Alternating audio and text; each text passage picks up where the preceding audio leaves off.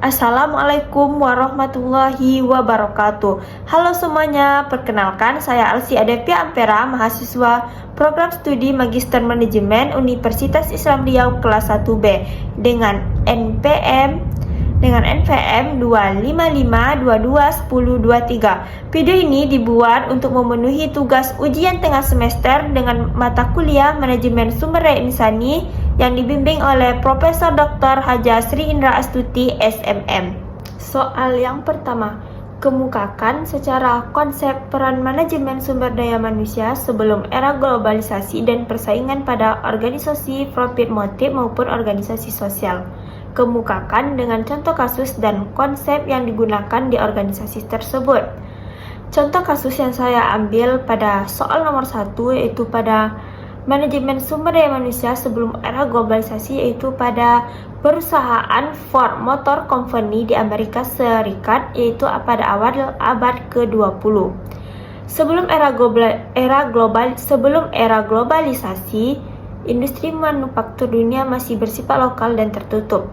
Persaingan global belum ketat karena produksi masih berbasis nasional, teknologi informasi belum berkembang, perdagangan internasional masih terbatas. Dalam konteks ini, Ford Motor Company yang didirikan oleh Henry Ford pada tahun 1903 menjadi salah satu contoh klasik organisasi profit motif yang menerapkan manajemen sumber daya manusia tradisional, yaitu pada era sebelum globalisasi. Ada beberapa langkah yang diterapkan dalam melakukan manage sumber daya manusia oleh PT Ford Motor Company ini. Yang pertama yaitu pada rekrutmen dan penempatan kerja. Sumber daya manusia berperan hanya sebagai pengatur tenaga kerja untuk mengisi lini produksi. Karyawan direkrut berdasarkan kemampuan fisik dan kedisiplinan, bukan kreativitas atau ide. Prinsip yang ditetapkan yaitu the right man in the right job, yaitu sesuai dengan kebutuhan lini produksi, bukan potensi individu. Konsep yang digunakan pada rekrutmen dan penempatan pekerja yaitu scientific management, yang mana konsep scientific management ini dikedepankan oleh Frederick W. Taylor. Pekerjaan dipecah menjadi tugas-tugas kecil berulang-ulang dan terukur agar lebih efisien. Yang kedua, langkah yang mereka lakukan yang kedua yaitu pelatihan dan pengembangan. Fokus pelatihan hanya pada keterampilan teknis sederhana agar cepat menyesuaikan diri dengan sistem kerja pabrik. Tidak ada pelatihan kepemimpinan atau inovasi. Konsep yang digunakan pada pelatihan dan pengembangan yaitu job simplification, yang itu semakin sederhana pekerjaan, semakin cepat orang dapat melakukannya sehingga produktivitas meningkat. Ada beberapa dampak setelah diterapkannya konsep job simplification. Yang pertama, produk massal menjadi efisien. Dengan produk massal ini menjadi efisien, maka karyawan merasa bosan karena pekerjaan yang monoton dan tidak menantang. Langkah yang ketiga itu pengawasan dan disiplin. Sistem kerja Ford sangat ketat dan hierarkis. Ada pengawas di setiap lini yang memastikan pekerja mengikuti prosedur dengan tepat waktu.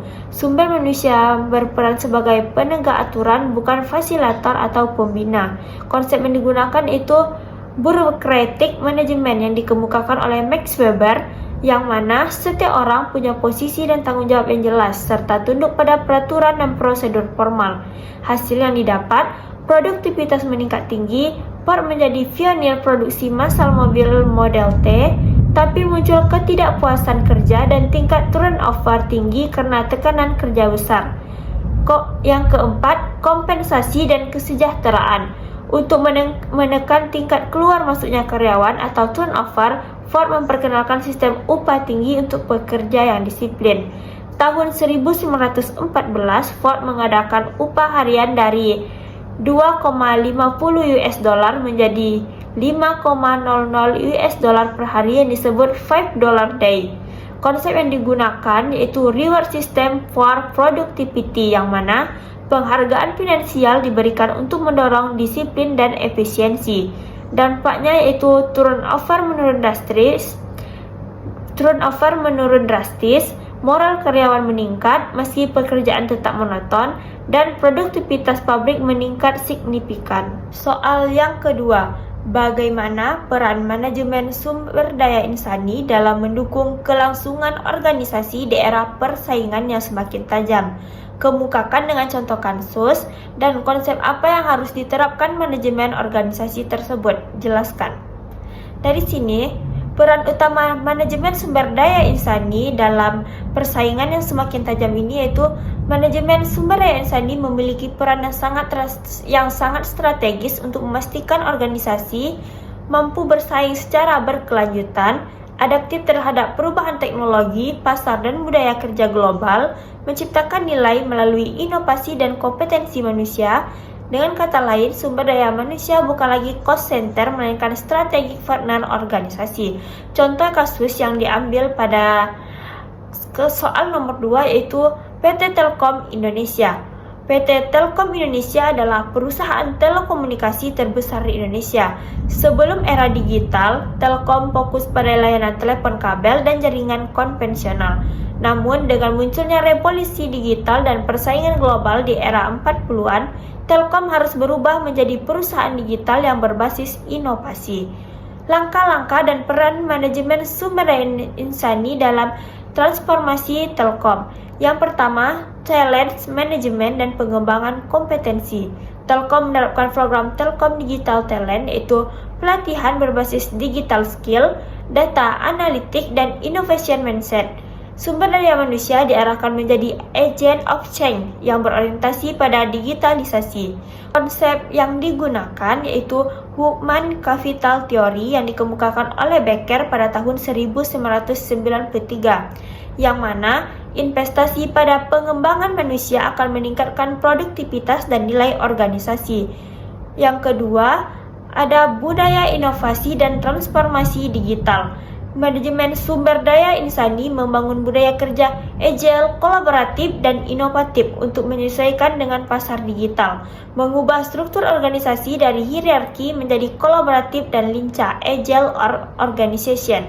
Konsep yang digunakan itu learning organization yang dikemukakan oleh Peter Senge, yang mana organisasi yang terus belajar dan beradaptasi lebih unggul dalam persaingan global. Yang ketiga ada sistem kinerja dan penghargaan. Telkom menerapkan sistem kinerja berbasis Key Performance Indicator yang selaras dengan strategi digital perusahaan. Karyawan berprestasi diberi penghargaan berbasis hasil atau performance based reward. Yang digunakan itu performance based HRM, yang mana sumber daya manusia dinilai dari kontribusinya terhadap strategi bisnis, bukan hanya dari kehadiran fisik. Yang keempat adalah employee engagement dan kesejahteraan. Telkom menyediakan program work-life balance yang mana pelatihan, kepemimpinan, serta penghargaan bagi inovator.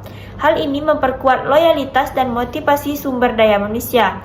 Konsep yang digunakan itu employee engagement model yang dikemukakan oleh Kahn pada tahun 1990, yang mana keterlibatan emosional dan intelektual pegawai meningkat dan produktivitas dan retensi. Yang keempat ada strategi bagi organisasi. Aspek sebelum transformasi sesudah manajemen sumber daya insani strategis.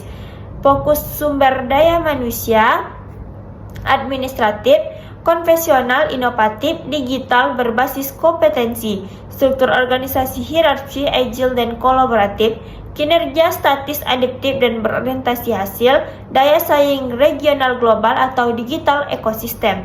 Hasil yang didapat berdasarkan kasus dan beberapa teknik atau analisis yang dilakukan, yang mana Telkom berhasil mempertahankan posisi sebagai perusahaan digital nasional dengan anak usaha seperti Telkomsel, IndiHome, Telkom Sigma, serta terus bersaing dengan pemain global seperti Netflix, Google, dan Huawei. Soal yang ketiga akan membahas yaitu analisis BCG, Boston Consulting Group, pada tempat saudara bekerja.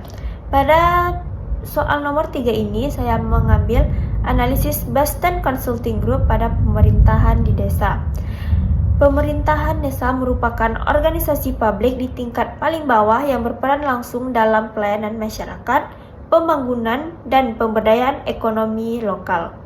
Untuk melihat kondisi strategis dan arah pengembangan desa, dapat dilakukan analisis BCG, yaitu alat analisis yang mengukur posisi suatu program atau urusan berdasarkan pertumbuhan, pangsa, dan manfaat. Dalam konteks pemerintahan desa yang dinilai bukan produk bisnis, tetapi program atau bidang urusan desa seperti pengembangan infrastruktur, pemberdayaan masyarakat, pelayanan publik, serta pengelolaan badan usaha milik desa atau BUMDes. Posisi pada saat ini yaitu cash cow, yang mana sebagian besar urusan pemerintahan desa berada pada posisi cash cow. Misalnya seperti program pembangunan infrastruktur desa seperti jalan, jembatan, dan sarana air bersih. Alasannya yaitu program ini memiliki manfaat yang sangat tinggi karena sangat dirasakan langsung oleh masyarakat yang tinggal di desa tersebut. Namun tingkat pertumbuhannya rendah sebab sifatnya sangat rutin dan tidak banyak inovasi baru. Keunggulannya yaitu memberikan stabilitas sosial dan kepercayaan kepada masyarakat serta memberikan dasar kuat bagi pemberdayaan ekonomi masyarakat. Kelemahannya, kurangnya inovatif jika hanya mengandalkan pembangunan fisik, desa bisa stagnan, tidak mendorong pertumbuhan ekonomi jangka panjang secara signifikan. Yang kedua ada question mark atau tanda tanya. Sebagian program inovatif seperti BUMDes, wisata, e-commerce produk desa, dan pelatihan wirausaha digital berada pada posisi question mark, yang mana dengan alasan pertumbuhan potensinya sangat tinggi karena tren digital dan ekonomi kreatif meningkat. Namun pangsa manfaat masih rendah sebab belum banyak masyarakat yang terlibat dan hasilnya belum optimal. Keunggulannya memiliki peluang besar untuk menjadi program unggulan STAR di masa depan dan dapat meningkatkan pendapatan desa dan membuka lapangan pekerjaan baru. Kelemahan, resiko kegagalan tinggi jika tidak didukung dengan sumber daya manusia yang kompeten, membutuhkan pendampingan modal dan manajemen yang kuat. Saran terhadap pemerintahan pada saat ini yaitu pertahankan program cash cow tapi tambahkan nilai inovatifnya. Contohnya, selain membangun jalan desa, libatkan masyarakat dalam pemeliharaan infrastruktur yang ada dengan cara gotong royong dan menggunakan sistem digital untuk pelaporan keuangan. Yang kedua adanya dorongan program question mark menjadi STAR. Tingkatkan pelatihan sumber daya manusia agar mampu mengelola usaha secara profesional. Lakukan kerjasama dengan perguruan tinggi atau pemerintah untuk pendampingan bisnis dan gunakan media sosial untuk promosi potensi wisata atau produk pada desa tersebut. Yang ketiga, hentikan atau ubah program DOC yang tidak efektif. Contohnya seperti pelatihan yang tidak berdampak nyata sebaiknya diubah menjadi kegiatan yang berbasis kebutuhan real pada masyarakat. Yang keempat, bangun sistem evaluasi berkala. Pemerintahan desa perlu membuat indikator kinerja untuk menilai sejauh mana program memberikan manfaat dan apakah masih relevan dengan kebutuhan masyarakat pada saat sekarang ini. Demikianlah jawaban pertanyaan ujian tengah semester. Saya lebih dan kurang mohon maaf. Wassalamualaikum warahmatullahi wabarakatuh.